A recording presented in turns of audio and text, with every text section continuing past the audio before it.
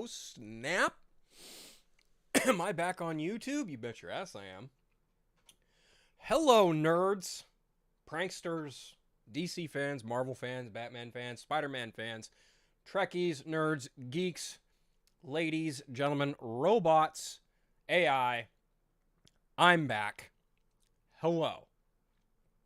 Welcome to episode 50 of Friday Phil. The return of Friday Phil. Do me a favor, though. Hit that subscribe button. Do the follow thing on the socials, obviously. That'd be beautiful. Been on a bit of a hiatus. Anyone knows, I was let go of my job at the end of August, so I've been on the hunt for a new job. Holidays are literally right around the corner. We are past Halloween and Thanksgiving. I haven't seen a movie since September. And, well, here we are. Good to be back, though. I hopefully will have a job at the beginning of January, middle of January, somewhere in there. But in the meantime, there's been some chatter, some things have happened. Some trailers have been released. There's been some leaks, some rumors, a buyout of a certain legacy studio by a giant tech company. Yeah, it's been a lot in the last few months that I've not been doing a live show.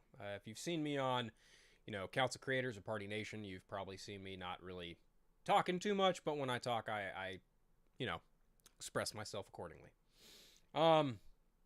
Why now? Well, for starters, it's going to be a little different for the time being. For now, I'm going to be using OBS to stream the show for the time being and until I know for sure, like I'm gold and I get a steady income again. But yeah, we'll be using OBS. This is the primary format. I will not be able to pull up comments, but I can still see them here in the... I can see them, don't worry. And they should show up down there somewhere. There should be a chat box. Yeah, hold on. Let's see. It should show up. I don't know why it's not. Anyway, I won't be able to pull up comments like I used to. Bottom line is I'm not really paying for StreamYard at the moment. Because, obviously for certain reasons. But until then, I'm perfectly fine with using OBS because I can still do fun shit like, Because she got a great ass! And you got your head all the way up it! Play fun clips like that. I got all the goods. I got the goods. Like, what's another good one from me? Let's see. This one's good.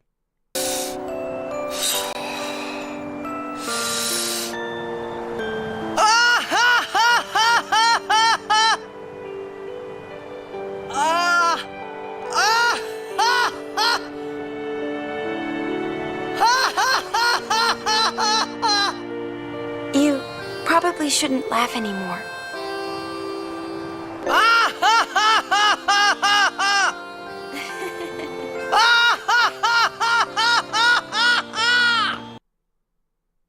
Too funny. Too funny. Anyway, I see you in the chat, Iggy, Hunter Iggy. What's up? Happy late Thanksgiving. Happy early Christmas. Back at you. Thank you for being here. But yeah, I uploaded the clips into OBS, so, the fun stuff will still be had. Fun will still be had on this show until I get back into StreamYard. That doesn't mean we still can't have a fun show, though. So, obviously, I mentioned there's a bunch of other shit going on. Like, Warner Brothers being bought by Netflix. Supergirl trailer dropped. There's a clip from Lanterns. Just saw yesterday that the Starfighter film that Sean Levy's directing for Lucasfilm has wrapped filming, which gives them approximately a year and a half of post-production, which is incredible. That's a beautiful, beautiful time frame there for a movie, especially to have post-production. It must be a really huge project. But hey, glad it's done and over with. In the meantime, there is a trailer for Supergirl. I have it muted. Not exactly sure if I'll get a copyright hit or strike if I just show the footage while it's muted. I don't think I will, but it should be fine. Let's find out, though. We should be A-okay.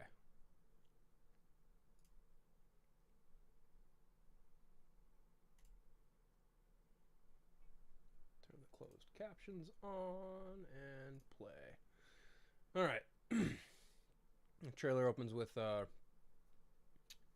record player, Crypto taking a whiz on a newspaper, and it's my understanding that a lot of people are having like they're kind of in their feelings about this. That's this one thing in particular. I won't lie to you. I laughed. I had a pretty funny reaction because anyone who knows me knows I wasn't a super huge fan of the Superman movie James Gunn did, but I gotta say, when I saw this and that dog took a piss on a picture of him, I laughed. I'm not gonna lie. Like that was a good one. So continuing on from that point, the trailer continues to open on a very clearly hungover Kara-Zor-El, letting Crypto know that she's proud of him for at least making it mostly on the paper that time.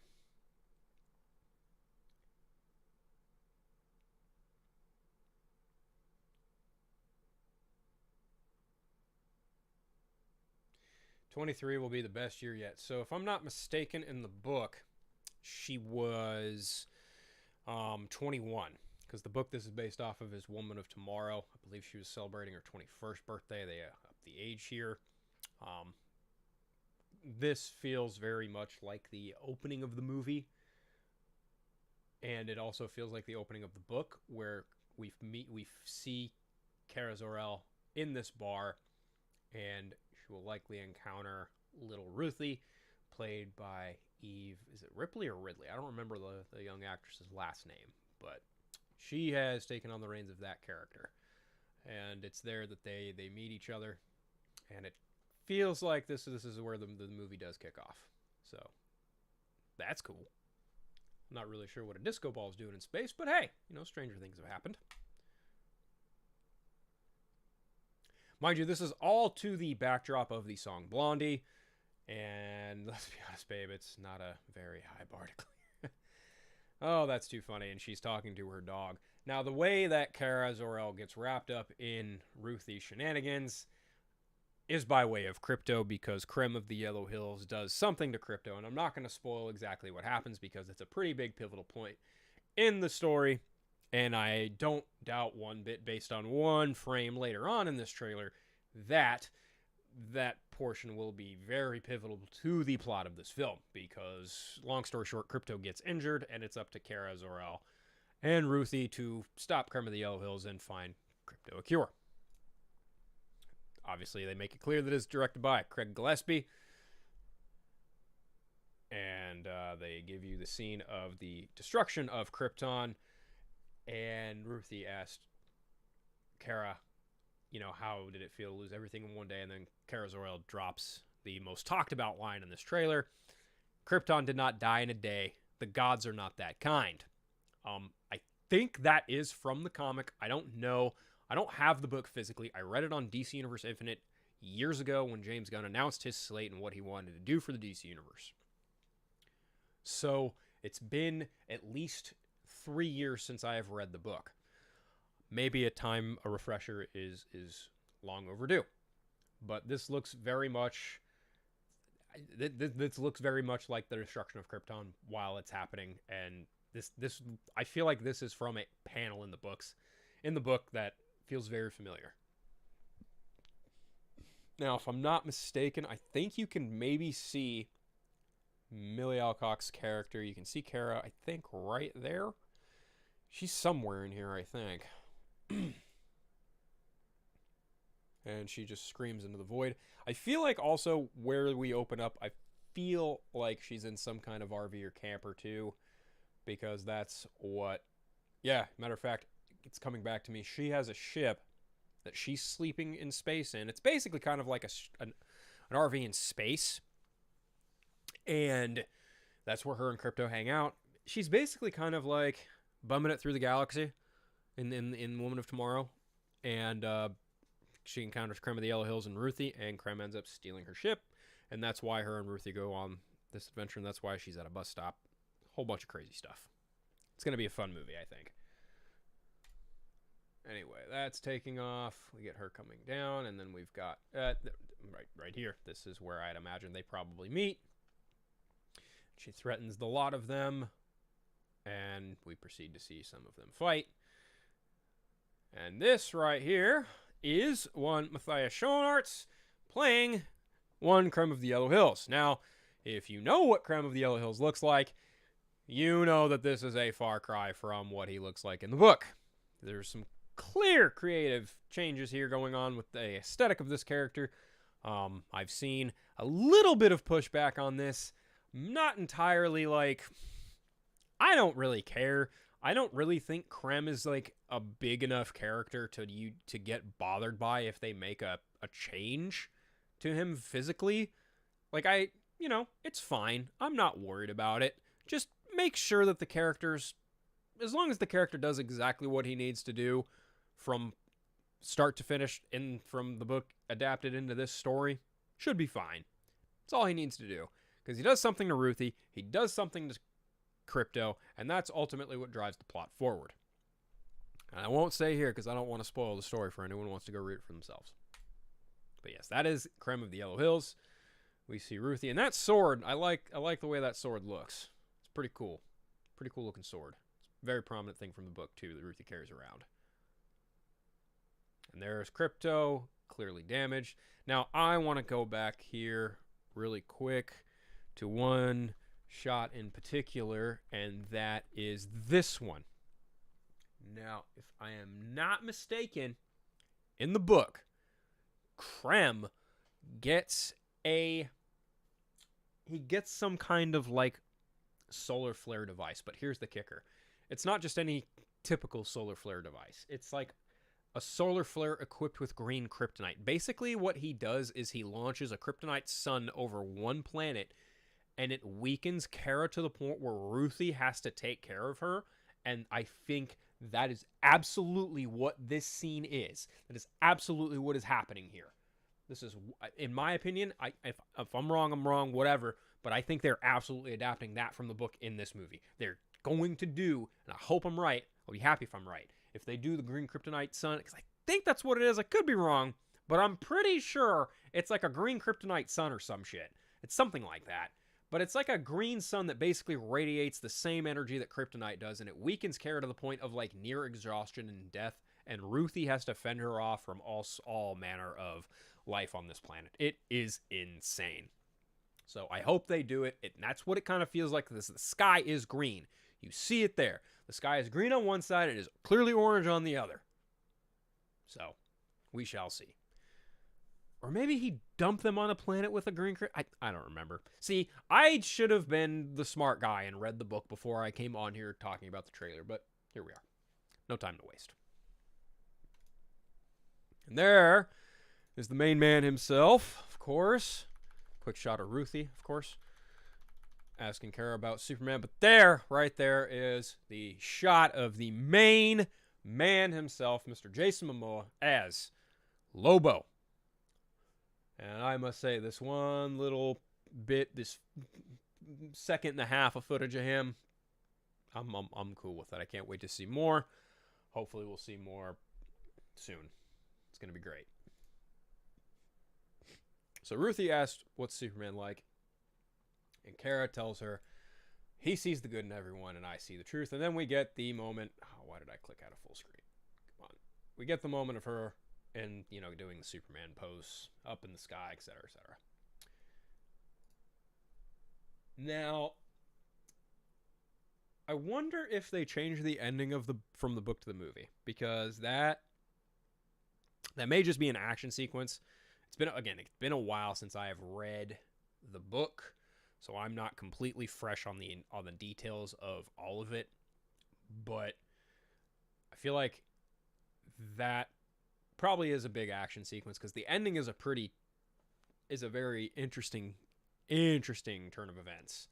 I won't spoil who or what, but if you caught the vodka stream last Friday, you know that there is a specific character from Supergirl's canon that may and could show up in this movie, and I hope they do it.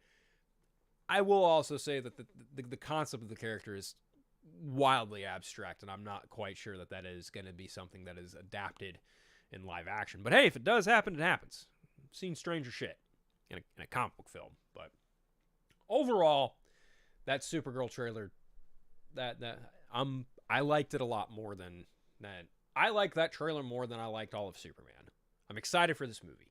I think Millie Alcock's a great choice for Supergirl.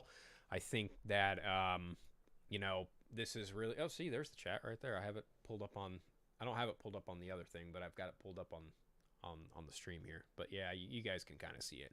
Anyway, yeah, I'm excited for Supergirl Woman of Tomorrow. I think the movie's going to be great. It's going to be. Can you guys see it? I think you guys can see it. Yeah, you guys should be able to see the chat. Anyway, I am super excited for Supergirl Woman of Tomorrow. Well, Supergirl, right? Like, that's the name of this movie. It's just Supergirl. They have shortened the title of this movie to Supergirl. And, as far as trailers go, I'm for it. I think it looks good. I think it captures the spirit of the comic very, very well. And I'm very excited to see that movie come this June. Okay. Oh, who do I want to utilize for the Lanterns footage? Or do I even just want to give anyone... I could just skip past it in the HBO thing. I could do that if I really wanted to. Let's find it. Nah, fuck it. I'll just play the whole HBO thing because there's a couple other things in here that we'll talk about. Alright. So, it should let me, should be the same video here. Anyway, we got some people in the chat. We got Mumboa. Thank you for showing up. Been a while. Really missed your streams. Thank you. Damn it. Hella late. Didn't get my Twitter notification. It's because I'm not on Twitter. You know that, jackass. It's the Shiny King, Indiana Jake. How you doing, man? And, yes, you see the chat. Everyone sees the chat. Cool. All right. Awesome. So, here is the HBO Sizzler reel thing full of bunch of shit coming to HBO in 2026, including Lanterns. Right there, we get a little bit of Game of Thrones, a little bit of Euphoria. Oh boy, I have no idea who Harper Stern is. No idea what this is. Coming in 2026. There's Rue. Good old Rue. Ah, The Pit. I've heard good things about the show. Need to watch it, but have not watched it. Industry. Ah, that's what that is. Haven't seen that either. Oh, okay. A little bit of rompa going on. All right. A Night of the Seven Kingdoms. That looks really good. I can't wait to watch that. DTF St. Louis. Jason Bateman. Elisa Kudrow. Okay. Rooster. That looks cool. I like Steve Carell. He's a smart dude when he's not doing comedy. Oh, he's just a smart dude in general. Ah, two-part doc on Mel Brooks? No way. I don't know if I want to watch that Larry David project. Jerry Seinfeld's in it. Yeah, Euphoria sounds wild even just based off of the description for season 3. Yeah, Rue's in some deep shit this season. Some real deep shit. Oh, there's the dude from Baby Reindeer. Huh. How about that? Hacks I've heard good things about. Stewart Fails to Save the Universe. Never heard of it. Of course, we get the 3rd season of House of Dragon, which I'm waiting for. And then, of course, the Gilded Age. Don't know, don't care. War. Know nothing about it. Maybe I'll check it out. Dune Prophecy Season 2. Lanterns! There it is, baby. There it is. Ooh, and that shot of him jumping at it and telling him the ring doesn't let you know until the class. Oh, my God. My man, Jon Stewart, and Hal Jordan. Yeah. There it is. Oh, my God. We're just going to back it up, back it up, back it on up. Look at Jon Stewart rushing to take over the wheel. Oh, my my God, this is so funny. Oh, look at that. You're not ready to get up in front of the class until the ring says you are.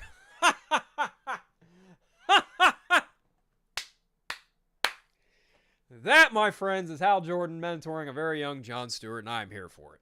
I love it. I am in love with this 11 seconds of footage. I couldn't be happier. Looks great. Feels great. I'm just bummed that this show got moved to late summer of 2026. And I'm like, why? Why? I mean, I'll wait, but why? Damn you, HBO, Warner Brothers, DC Studios. Damn you! I want my damn lanterns. I've been waiting for this. 3 years. My 3 years of waiting, and now it's extended by another couple of months. Bet you anything it gets the August release like Peacemaker did. Bet you anything. Mid-August, right after Supergirl. Maybe July. I don't know. That'd be nice. But I'm betting August. I am betting on August. I am betting on August. Totally betting on August. Yeah. Anyway. Lanterns looks good, though. At least there's that. What are you guys saying in the chat? Let's see. What is your thoughts on Lantern Leaks? Villain is right where I have no idea what that's even referring to. Iggy, Mumwa, I watched a video the other day from Jody's Corner, bitching and complaining. Excuse me, because he's one of those fanboys. Oh, damn, hiccups. Who are mad because James Gunn didn't do the DCU the way he and other people wanted. Indiana Jake says, I love Kyle Chandler. I, too, love Kyle Chandler. I'm right there with you. Can't wait for the full trailer of the Lanterns when we see Jon Stewart and Hal Jordan and Sinestro. Yeah, I'm excited to see Sinestro. As far as the whole Jody's Corner thing, let's see. That dude's mad at something DC related? Well. Oh, wrong button. This is fucking awesome. Wah, Jody's Corner is mad. Wah,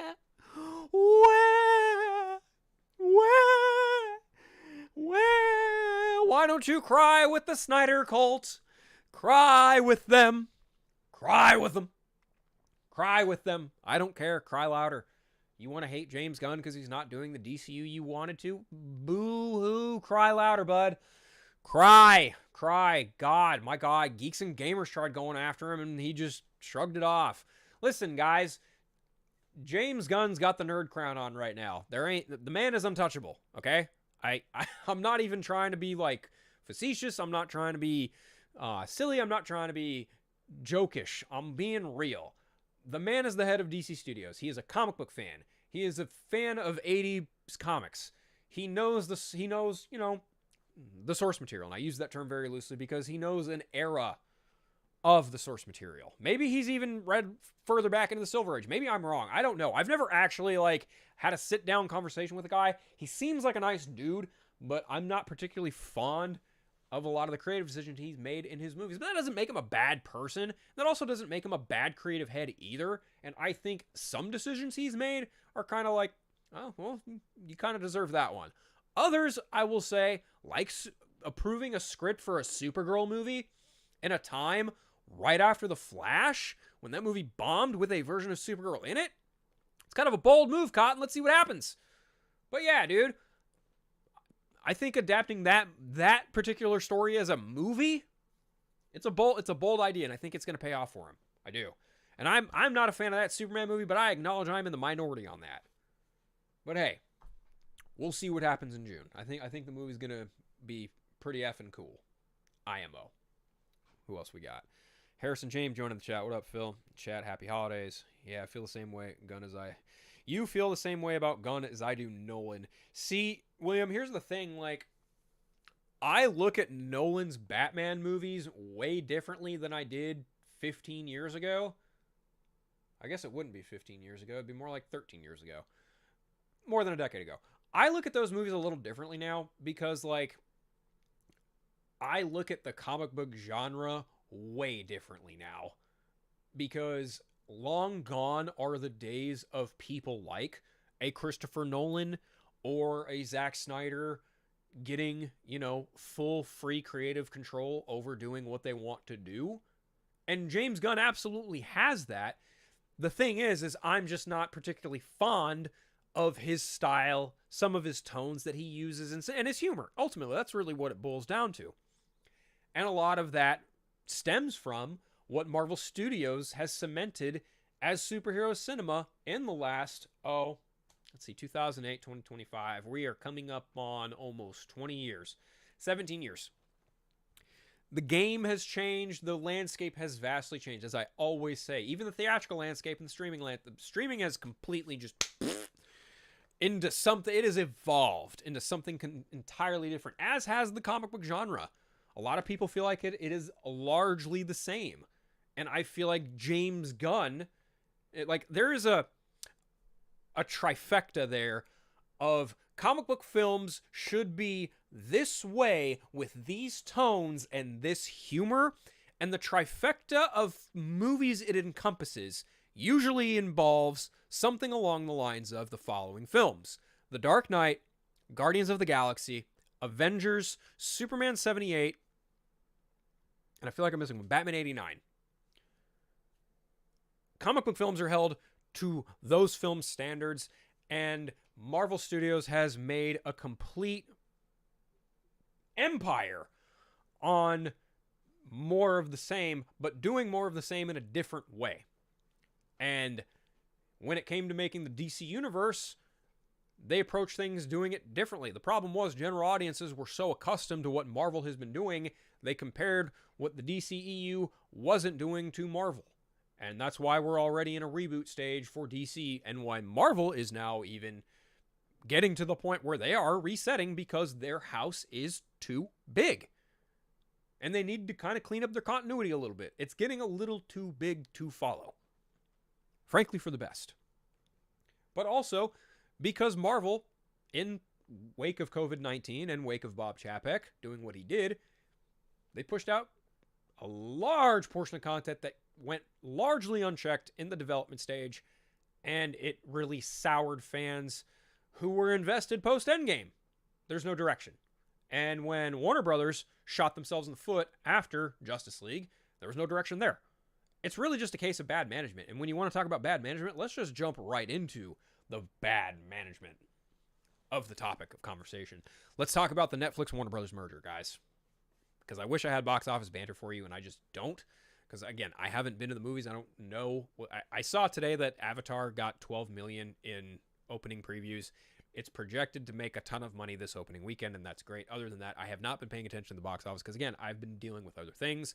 But when it comes to cinematic universes and things of that nature, and the ownership of these cinematic universes, Netflix buying Warner Brothers, to me, is hands down one of the biggest red flags in the entertainment industry, period, bar none.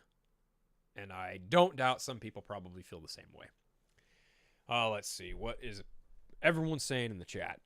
Hosi, good to see you, brother. Good to see you. Jalen Harris in the chat.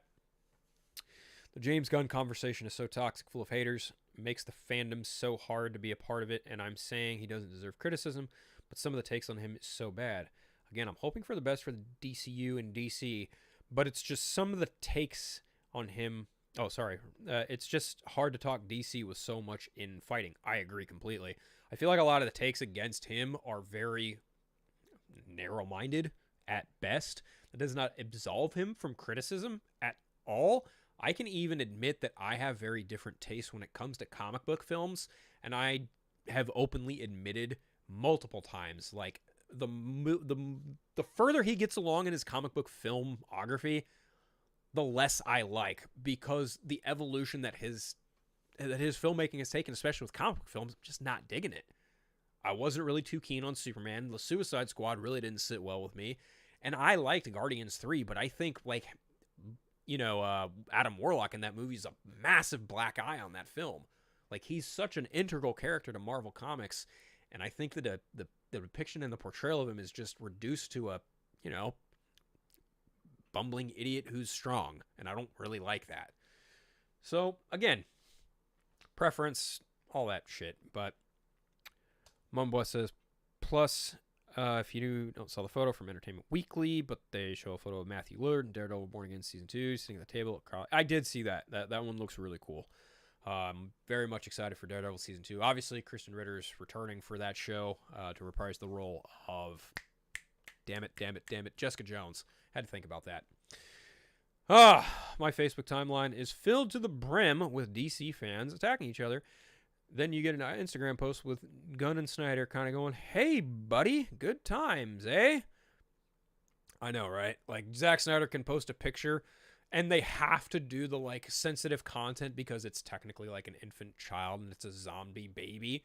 And he's like, yeah, I remember this, and I wrote it with James Gunn, see? Ha! And every Snyder cultist probably lost their mind. I don't know, dude. If the Snyder cult is losing their mind on Twitter, good.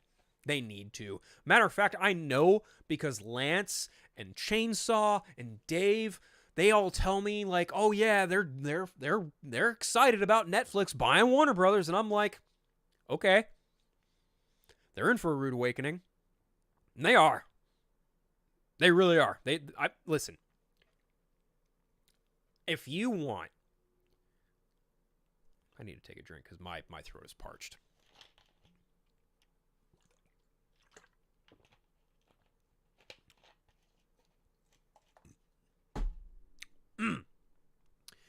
If you want Zack Snyder to come back, and not only Zack Snyder, Henry Cavill, Ray Fisher, Ben Affleck, Gal Gadot, Ezra Miller, Jason Momoa, who's now Lobo.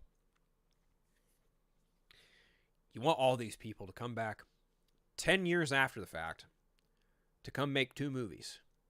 And that's not even getting into the whole make the Batfleck movie, because that's just a whole selfish campaign unto itself, because those people clearly don't give a shit about Ben Affleck's recovery and alcoholism. I think if you respectfully ask for something in that vein in something of a graphic novel or an animated film, cool. If you harass and argue and belittle people online because they don't like Zack Snyder's movies, you are no better than those people who are doing the same thing to you. You are literally the other side of the toxic coin.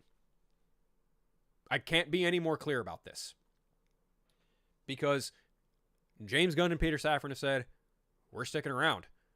David Zaslav is keeping his position, even though he's getting a massive $564 million payout.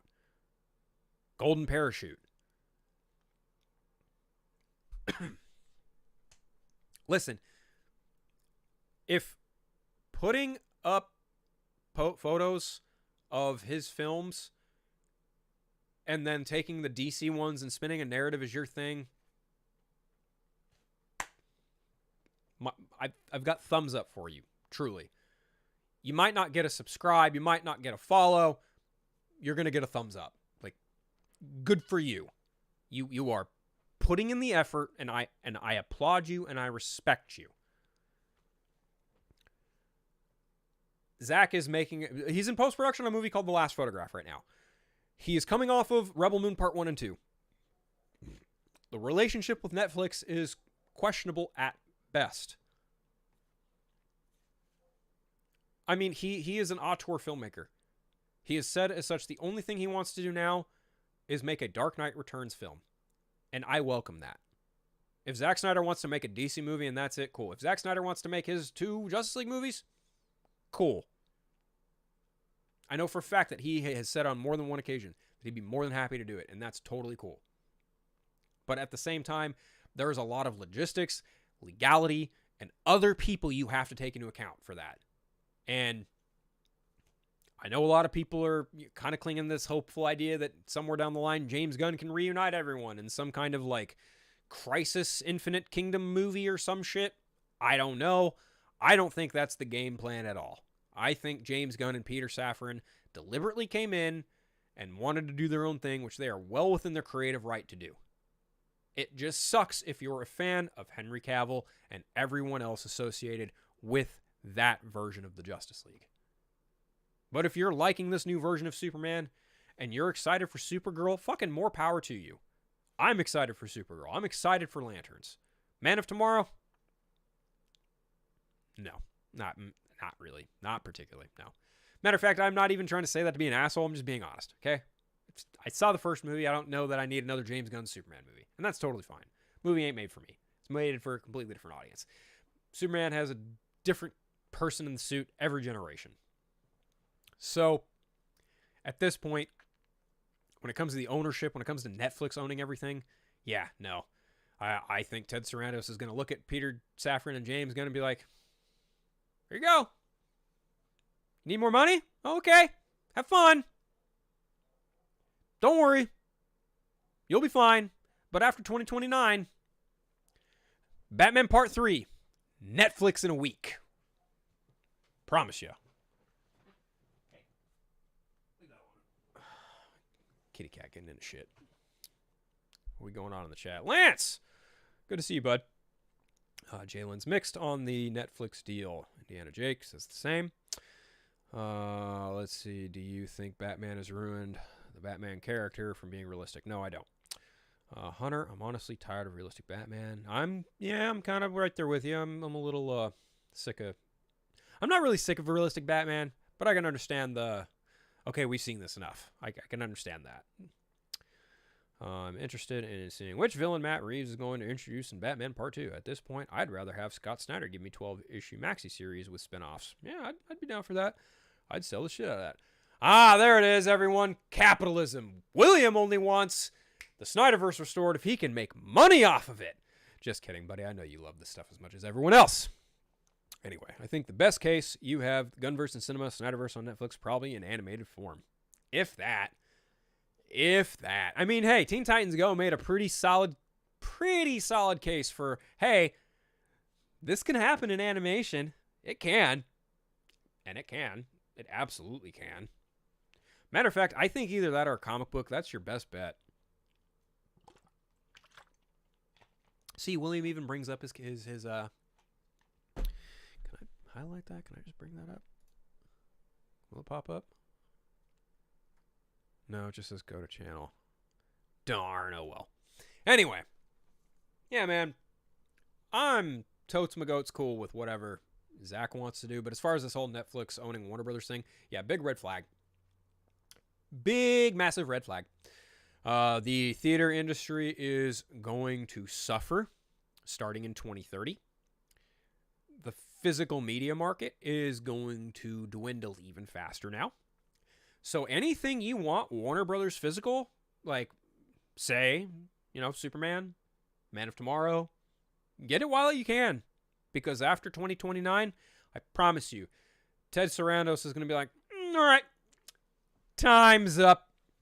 We've honored those contracts, and we are now going to accelerate the theatrical window from 45 days to a mere 12 or some shit like that. It's going to be something small. Because Ted Sarandos's number one rule is all about the consumer. And what does the consumer want? What does the consumer tell us? Well, the consumer tells us that people want to watch movies at home. And to that, I say, Ted, yes, you're not entirely wrong. People do want to watch movies from the comfort of their own home. People want to watch new movies from the comfort of their own home. There's no doubt in my mind about that. However, to say that the theater is a dying model is... How do I say this respectfully? It's arrogant. It's very arrogant because nobody could have predicted a pandemic that would dwindle the amount of movie theaters, because the worldwide box office, the number of theaters has dwindled since the pandemic. We cannot account for the number of seats that have changed from raggedy old, flip down seats to reclining seats, because the reclining seats are bigger than those smaller seats. You have to take that into account. Things have changed. I will acknowledge that. But to say that it's an outdated thing, to say that it's dying. To say that you are saving Hollywood. No, I don't think he's killing it. I don't think that's the word at all. I think, much like every other industry, we're seeing an evolution. And what we're seeing is an evolution of something that we're not something entirely familiar with, we're not entirely recognizing, and we're not all embracing.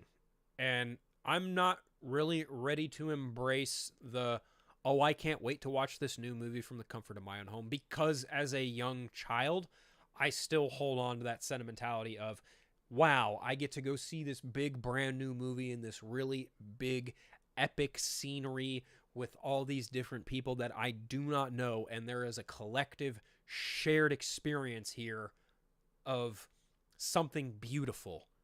It's why people went and saw the Titanic. I don't like the movie. Matter of fact, it's one of my least favorite James Cameron movies. But why did that movie make over $1 billion? Why did The Dark Knight make $1 billion?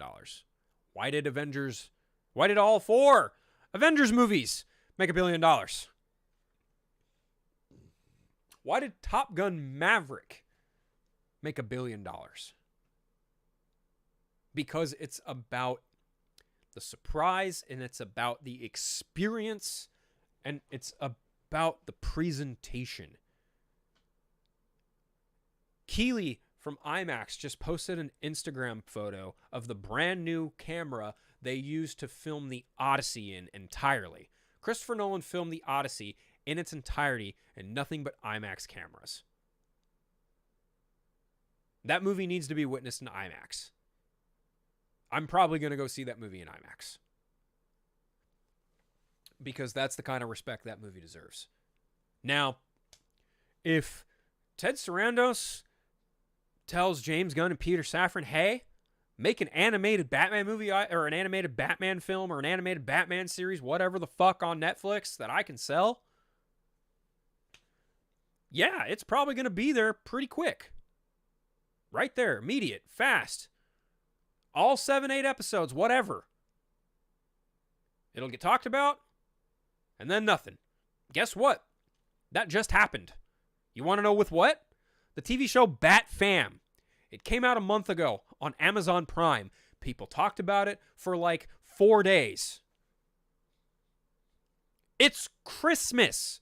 There is a Batman Christmas movie called Merry Little Batman from the same universe that show is in. Nobody's talking about it because it's just content. It's a good movie. It really is. But nobody is talking about that universe. Nobody is talking about that show.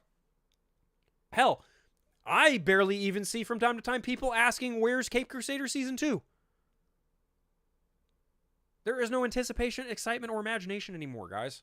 And it sucks. And it's because of things like streaming accelerating the death of the theatrical market and the physical market. It sucks.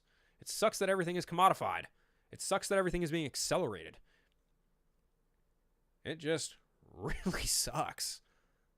And when Ted Sarandos starts spewing stuff like, oh, don't worry, Warner Brothers is going to operate, just like they normally did. We're going to honor. It's like, yeah, okay. I believe what you're saying right now, but your business model, your modus operandi, everything you've done, everything you've built Netflix to be, I'm sorry, Ted, but come 2030, I imagine a different looking WB. I imagine a WB turning into what Fox turned into for Disney. It's going to get a rebrand. It's going to get a different name. And it's going to be a little outlier. Something like that. I don't know. I have no idea.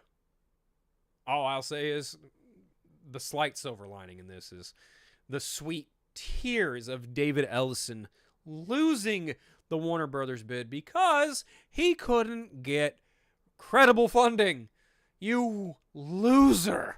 Oh, man. This, I imagine, was David Ellison's response and reaction to seeing that Netflix came out on top.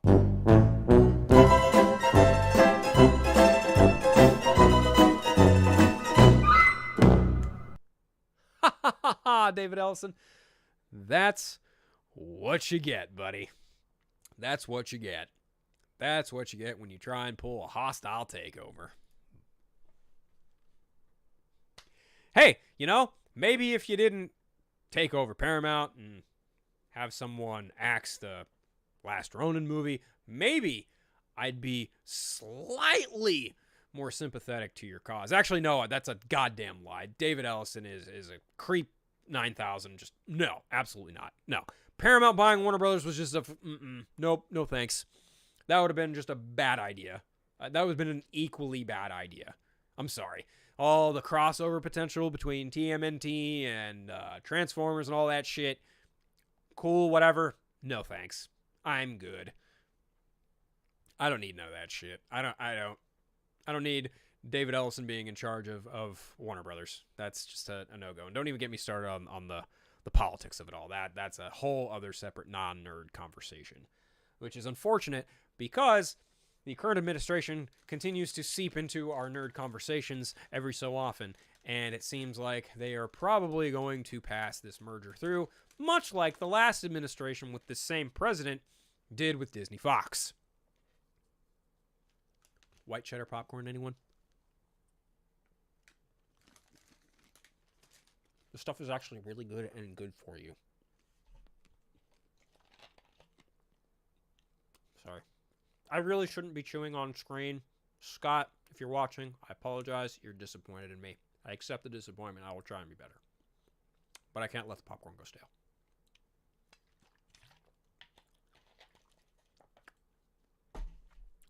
William says, I don't think Warner Brothers will be altered as much as people fear.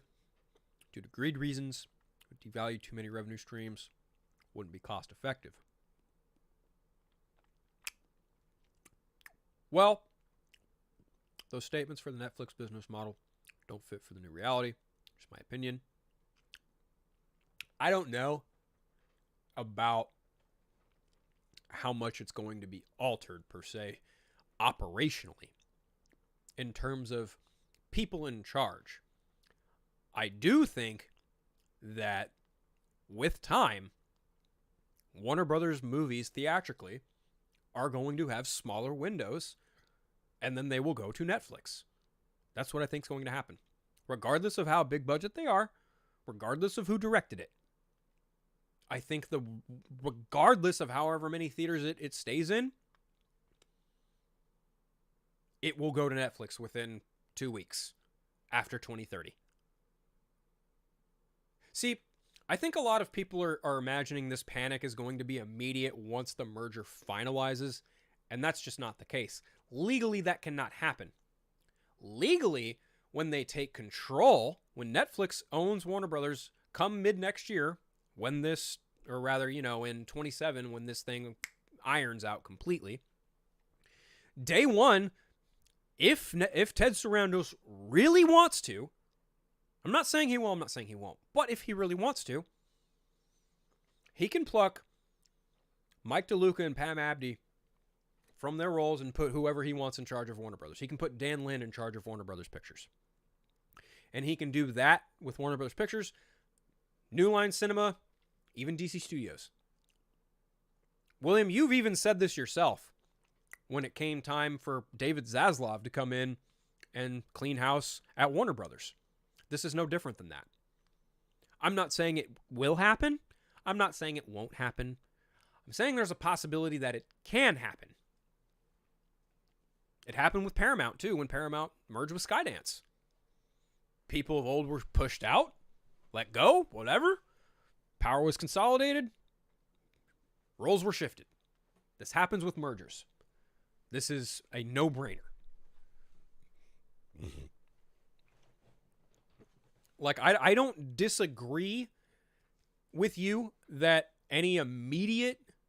There's not going to be any immediate type of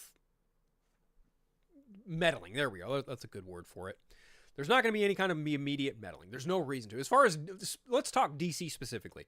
When it comes to Ted Sarandos and DC Studios, at the moment, there is no plausible reason to justify, hey, you're not doing a good job. I'm going to put my own people in charge of DC. there's not enough evidence there to prove that point. Because right now, as it stands, all 3 current projects that have come from DC Studios, made by James Gunn and everyone else included under those creative processes, they have all been well received and they've done well. And now it's up to Supergirl and Lanterns to carry that forward. So at the moment, even right now, like, Sarandos doesn't even have any like immediate power over Warner Brothers. This whole thing has to iron out. Like, it has to go through the trials and tribulations of Congress and all this shit. And people are acting like it's already a done deal. And in fairness, it probably is a done deal, but hey, anything can happen. We shall see. Hosey says, even if Paramount could have restored the Snyderverse with a Saudi connection, you weren't keen on that?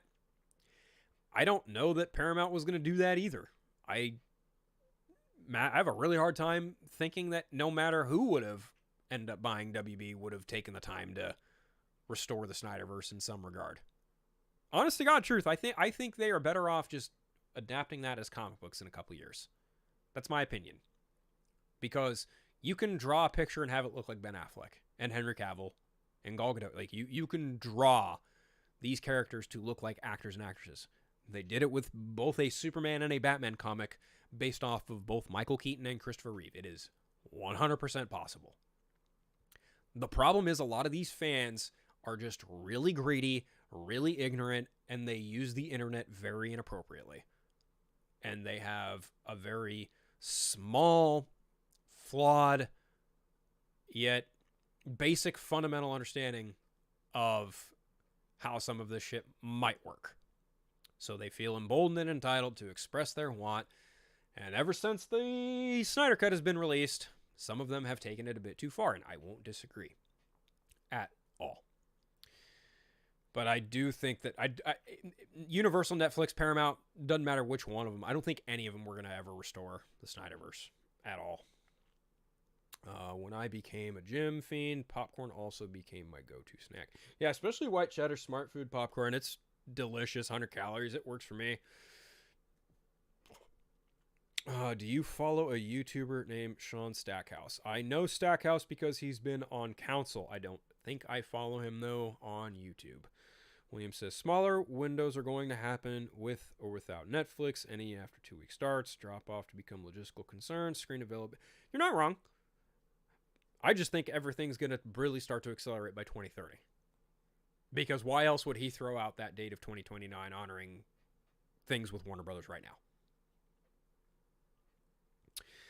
Ultimately, the consumer will dictate. Yeah, as they always have. As they always have. Welcome back, Phil. Hope all is well, my friend. Everything's great, Jeffrey. Everything is gravy. Gravy, gravy, gravy train. But I think I have complained enough about my disdain for Warner Brothers owning Netflix and how much... if only that were the case. If Netflix owning Warner Brothers is such a bad idea. And believe me, I think it is. It is not exactly the greatest idea, in my opinion. I think it's actually one of the worst ideas ever. And honestly, I think David Zaslav is kind of a dipshit for this.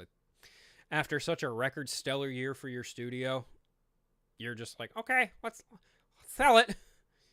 All right. Highest bidder. Yeah. All right, Sarandos. Thanks, man. Fucking clown shoes. Absolute clown shoes. Speaking of clown shoes, let's move into the last bit of conversation for the show. And that, of course, would be leaks and rumors. Oh my! So, any of y'all seen Avatar: Fire and Ash? There might be an Avengers thing in front of it. Apparently, it's not playing in front of every Avatar showing. Yes, the leaked trailer for Avengers Doomsday featuring the return of one Steve Rogers leaked online earlier this week. And then Marvel Studios started pulling it offline. But wait, there's more. Crafty fans decided to use AI to recreate the leaked trailer. And that cannot be copyrighted and pulled down, which is unfortunate for Marvel Studios. And apparently the Thor one also leaked, or audio of it leaked, something like that. I don't know. But, like, I think about this, and on one hand, you know, I admire wanting to keep something like an Avengers Doomsday reveal like that for the theater. I respect it. On the other hand, in the age of, hey, my cell phone's a camera, it was inevitable to leak online. Outright inevitable. There's no way that it wasn't going to. Now, my friend Jedi Mike and a lot of other people have a theory that a certain YouTuber and a certain influencer may have intentionally leaked something or did a description or watched something because of their affiliation with Agbo, whatever. Listen, when it comes to Mr. Big Hands, I'm not even trying to give that much of a shit. That guy's annoying. I think he's really, really foolish.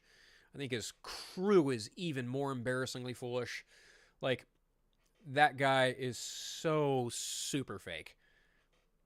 Just like one of the fakest fans I have ever seen in my entire life. I do not like Soups at all. I think the guy is kind of a joke, and even his former manager. Go look what that guy has to say about Soups, and trust me, your perception of that guy will change. But him doing his, oh my god, doing his reaction thing to the trailer, I was just like, wow, bud. You're really doing it word for word and everything, huh?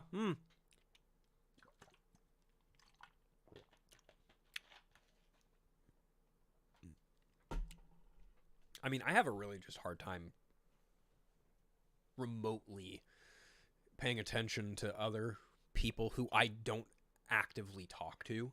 Like, I will watch Draven's reactions. I'll watch Lance's reactions. I will watch Mike's stuff. I'll watch Chainsaw's reactions. I will watch my friends. I'll watch Dave's stuff. I'll watch William's streams. I will pay attention to what my friends have to say because I value their opinion. Fucking Clancy, Cletus, and Jesse online, on the other hand, I don't care. I really don't.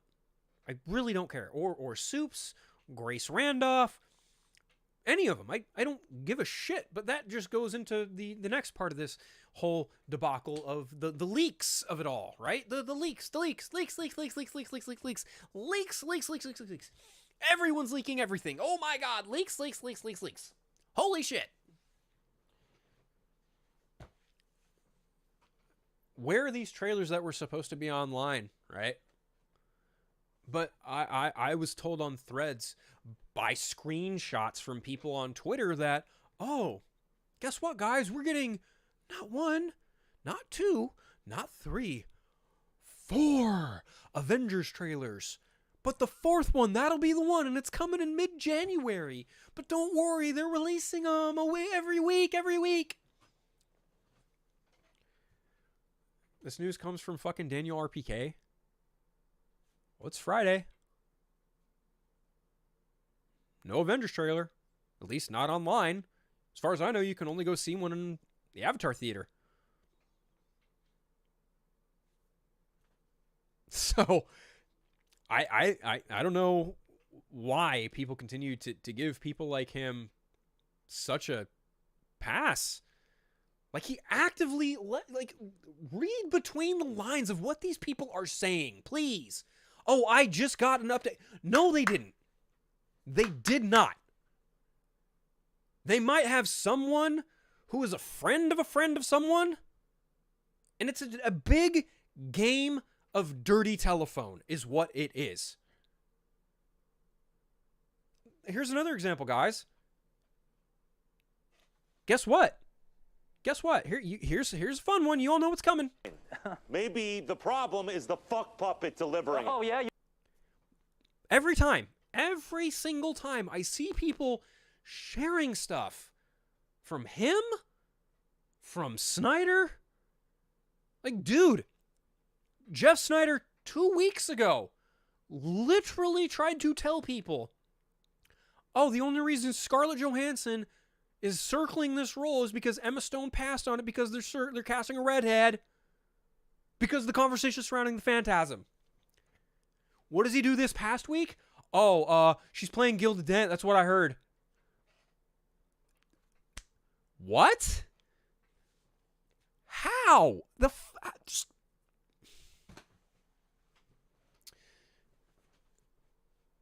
People, fans especially, who don't pay attention, willingly, they just go, oh, well, he's been right. But I don't give a shit if he's been right about something before. He's not credible. Neither of them are. They're not journalists. They're not reporters. These are rats. These are failed industry rats. They have nothing. They accomplish nothing. All they do is spoil and prey. Like, these are not decent people, okay? Like, go look at Jeff Snyder's Twitter. And I say this as someone who does not have a Twitter account. People, like, I had friends send me this guy's post. Swear to God, scroll through his history. You will see this man shirtless, begging women to talk to him. And RPK, all of his stuff is behind a fucking paywall. Oh, hey, you want the inside scoop? Pay me.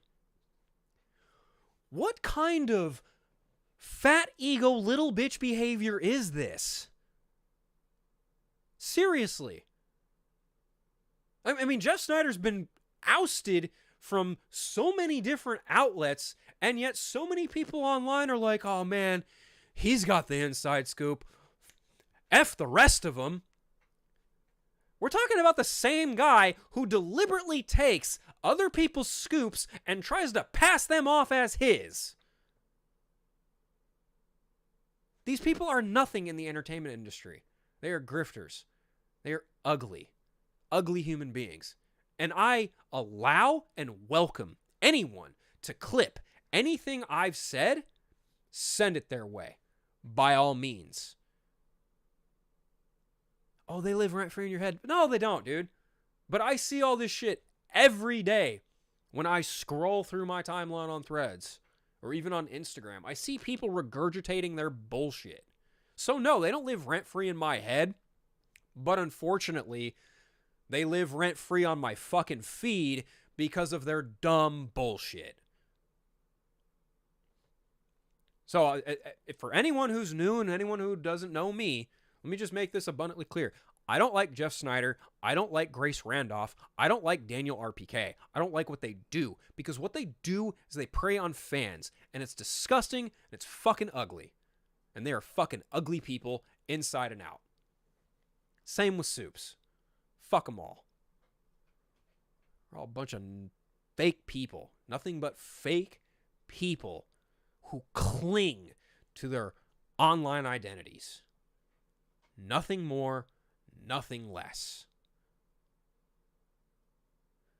Oh, God. And that's the worst part, is like when they leak something legitimate from something of these projects, you just spoil surprises for people, dude.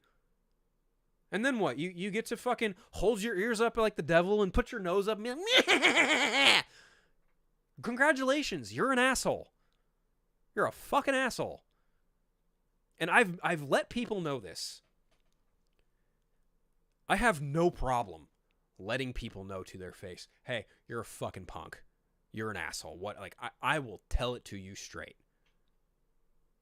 I did it to Matt Jarbo. I've got no fucking problem doing it to someone else. And granted, that was years ago.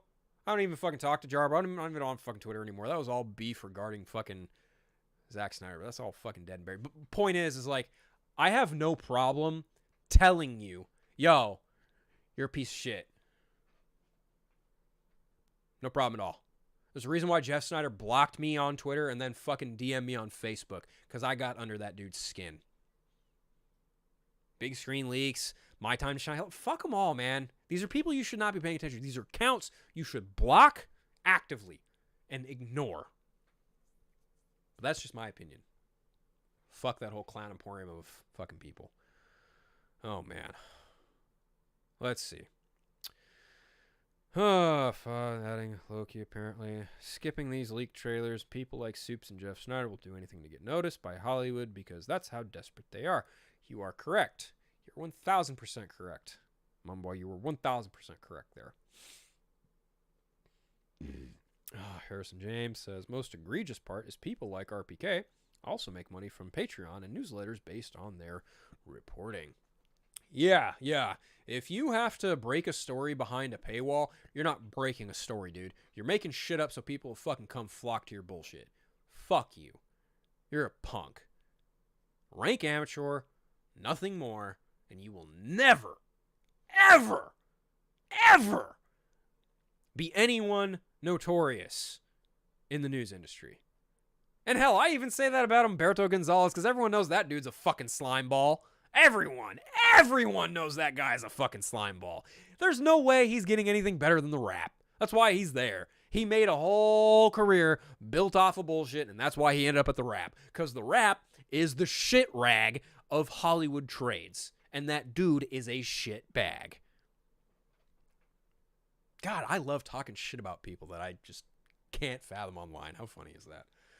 Go touch grass, Philip. Joke's on you, bitch. I did this morning. Anyway.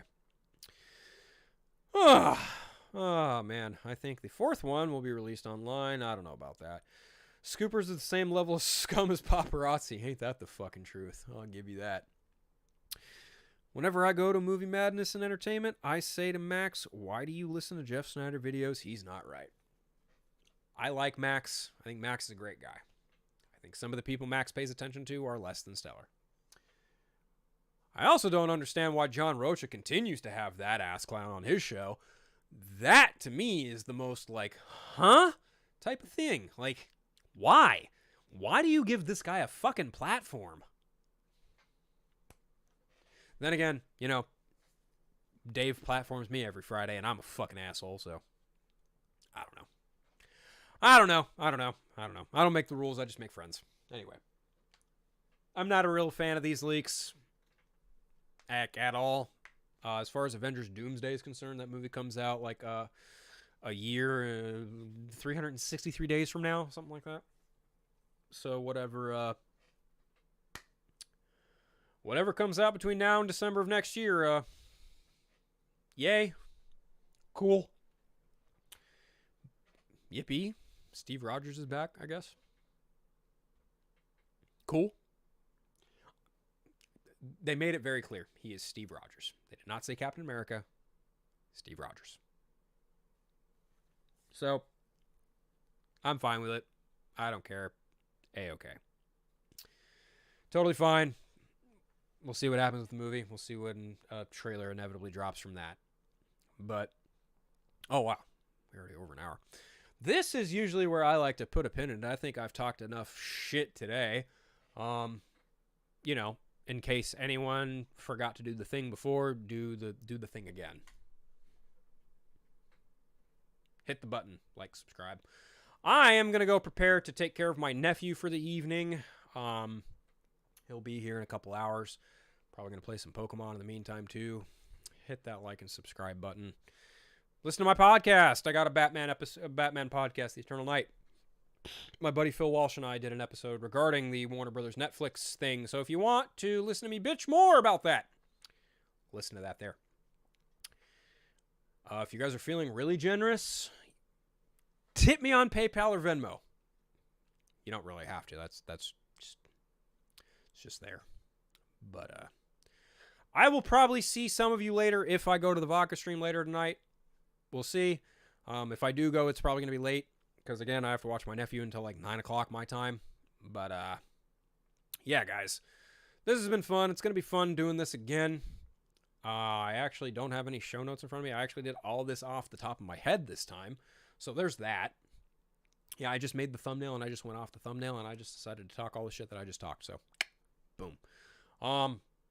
Yeah, guys, I will catch y'all later. I want to thank everyone. Hosi, Mumwa, Jeffrey, my fucking great mod. Thank you for being here. Harrison James, William at the Sci-Fi Center, Iggy, Hunter Iggy, Lance. Thank you all for coming in, supporting me on my comeback show. I appreciate it. I will see you guys next week. Hopefully, I think next week. What is next week? The 26th, right? Friday after Christmas? Yes, the Friday after Christmas. Catch y'all later, mofos. Peace out. Yay. Ooh, where is This is fucking awesome. Okay. Okay.